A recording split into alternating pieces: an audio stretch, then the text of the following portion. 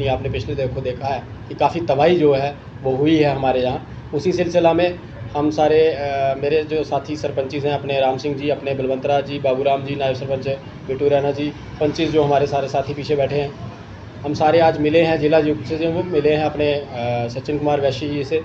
उनको हमने एक मेमोरेंडम सबमिट किया है और बड़ा स्पष्ट संदेश जो है वो हमने उनको तक पहुंचाया है कि हर बार जब तबाही होती है उसके बाद असेसमेंट की जाती है।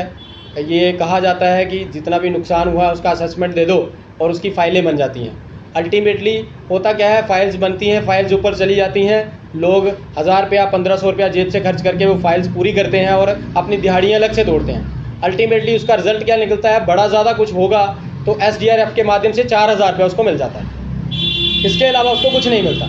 हमने उनसे आग्रह किया है कि लगभग 40 साल में ऐसी बारिश नहीं हुई है, ऐसी तबाही नहीं हुई है, और इसको जब तक आप नेचुरल डिज़ास्टर डिक्लेयर नहीं करेंगे तब तक जनता को इसका लाभ नहीं मिलने वाला है।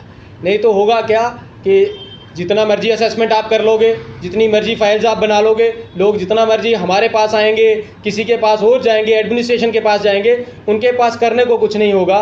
सिर्फ ज़्यादा से ज़्यादा, जैसे मैंने कहा, किसी को SDRF के माध्यम से 4-5 हज़ार रुपये मिल जाएगा, इससे ज़्यादा कुछ नहीं मिलेगा।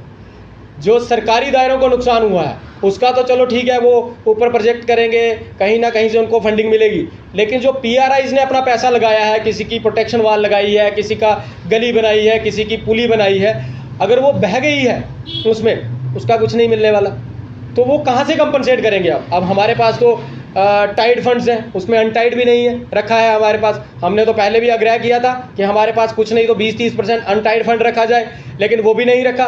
आज हम लोगों के बीच में जा रहे हैं तो हमारे पास जितने पैसे थे वो हमने दे दिए हैं, अब लोगों को देने के लिए हमारे पास कुछ नहीं है। उसी सिलसिला में जैसे मैंने कहा कि DC साहब से मिलना हुआ, उनसे पूरी बात हमने रखी। हम इससे पहले ADC साहब से मिले, उनसे बात रखी। बाकी कंसर्न्ड जो ऑफिशियल्स हैं हमारे एक्सचेंज वगैरह, उनसे हमने फ़ोन पर बात की है कि ये नुकसान जो हमारे वहाँ हुआ है। बिजली की अगर मैं बात करूँ तो लोगों का फ्लैट जो रेट है, जिनके घर मीटर्स नहीं है, 960 रुपये आ रहा है। तो मैंने बार बार आग्रह किया है डिपार्टमेंट से कि भैया मीटर्स लोगों को प्रोवाइड करो, क्योंकि ये वो लोग हैं जिन्होंने मीटर्स नहीं लगाए हैं। मैक्सिमम जो BPL क्राइटेरिया में है, जो पेंशन होल्डर है, जो विडो है, हैंडीकैप है, तो उनको 1000 रुपया पेंशन सारी मिलती है, और उसमें से भी उस पेंशन से 960 रुपये आप बिल दे रहे हो, तो वो लोग कहाँ जाएंगे। तो आप उनको मीटर्स प्रोवाइड करो, और जब तक मीटर्स नहीं लगते हैं तब तक इन बिल्स को रोको, क्योंकि जो लोग ऊपर बैठे हैं उनको शायद नीचे बैठे हुए लोगों का दर्द नज़र नहीं आ रहा है। जो तबाही, जैसे मैंने कहा है कि JJM में जितनी पाइप्स बिछी हैं और कॉन्ट्रैक्टर्स ने काम किया है, मुझे बाकी तो पता नहीं, अपने ब्लॉक का मैं देख रहा था, यहाँ जहाँ JCB के माध्यम से काम हुआ है और वहाँ नालियों का नाले बन गए हैं, लोगों की धान लगाने वाली जगहें, लोगों की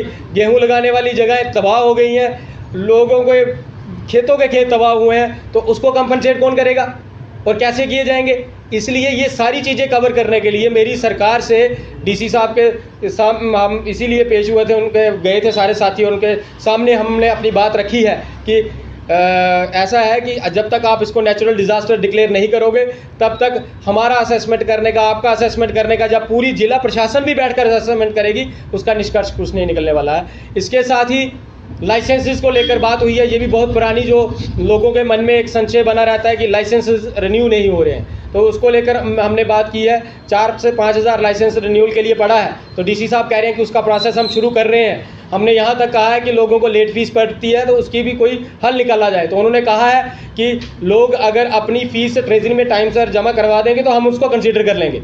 एक और दूसरा लीगल हायर, जो जिनके घर में किसी की डेथ हो गई है और उनका वेपन है तो वो ट्रांसफ़र नहीं हो रहा था, उसका प्रावधान भी जो है उसका लीगल हायर होगा, उसको मिलेगा। उसके लिए भी जैसे ही कोई आदेश आता है तो वो भी प्रोसेस शुरू होगा। ये भी एक बड़ी पुरानी जो समस्या लोगों की थी। इसके अलावा और भी बहुत सारे मुद्दे हमने डिस्कस किए हैं, लेकिन जो आज का मेन मुद्दा था वो हमने आपको बता दिया कि बारिश से हुए तबाह के बारे में हमने मिले हैं। और मैं लोगों से एक और आग्रह ये करना चाहता हूँ कि जिनका भी नुकसान हुआ है वो कृपया कर अपना जो सूचना है वो थाने में दें, तहसीलदार कंसर्न को दें, एग्रीकल्चरल विभाग को दें। अगर ज़मीन का नुकसान हुआ है तो एग्रीकल्चरल विभाग जो वहाँ है उनको दें, थाने में दें, क्योंकि जब आपकी फ़ाइल बनेगी तब FIR की कापी उसके साथ लगेगी। पटवारी की रिपोर्ट की कॉपी उसके साथ रहेगी और एग्रीकल्चर वालों की कॉपी उसके साथ रहेगी। अगर किसी घर का नुकसान होता है तो पीडब्ल्यूडी वाले उसमें असेस करके देंगे। तो ये सारी चीज़ों का ध्यान रखते हुए अभी इस कार्रवाई को पूरी करें। कल को अगर सरकार हमारी मांग पूरी करती है और अगर आपने ये फॉर्मेलिटीज़ पूरी नहीं की होगी तो आपको इसका लाभ नहीं मिलने वाला है। अमित जी, जैसे बारिश के दिनों में हमने देखा कि आप जो है ग्राउंड पे दिखे हैं वहाँ पे और लोगों के घरों में लोगों के साथ दुख साझा किया है, तो कितने करीब ऐसे नुकसान हुआ होगा आपके ब्लॉक के अंदर सर? भाई साहब, उसकी असेसमेंट लगातार चल रही है। कल भी मैं तहसीलदार साहब से पूछ रहा था, हम साथ ही थे, हमारे साथ बाकी जो और भी अधिकारी परसों भी साथ थे।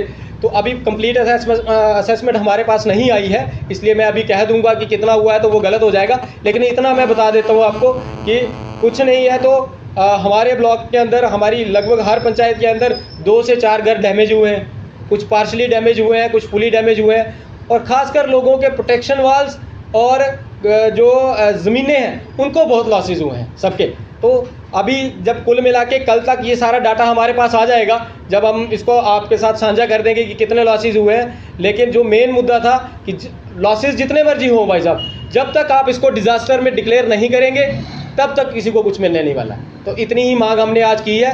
इसके बाद हम डॉक्टर जितेंद्र सिंह जी से भी बात करेंगे। हम उनसे फ़ोन पर टेलीफोनिकली बात करने का प्रयास कर रहे थे, तो पार्लियामेंट चल रही है, वहाँ वो व्यस्त थे, तो उनसे भी जब बात होती है तो उनसे भी बात करेंगे। और एलजी महोदय से भी हमारा आग्रह है कि लोगों को व्यथाएँ देखते हुए जो जितने भी लॉसेज हुए हैं इनको कंसिडर किया जाए और इन लोगों को जो बनता है जायज़, ऐसा ना हो कि किसी का लॉस 4 लाख का हुआ तो उसको 40,000 मिलेगा तो उसका उससे कुछ बनने नहीं वाला है। तो जितने लॉसेज एक्चुअल में हुए हैं उसकी असेसमेंट करके उन लोगों को वो पैसे दिए जाएं। उनका जहाँ पैसे नहीं देने हैं तो आप अपनी तरफ से एजेंसीज के थ्रू उन चीज़ों को ठीक करवाया जाए। उनका यही मांग आज हमारी थी।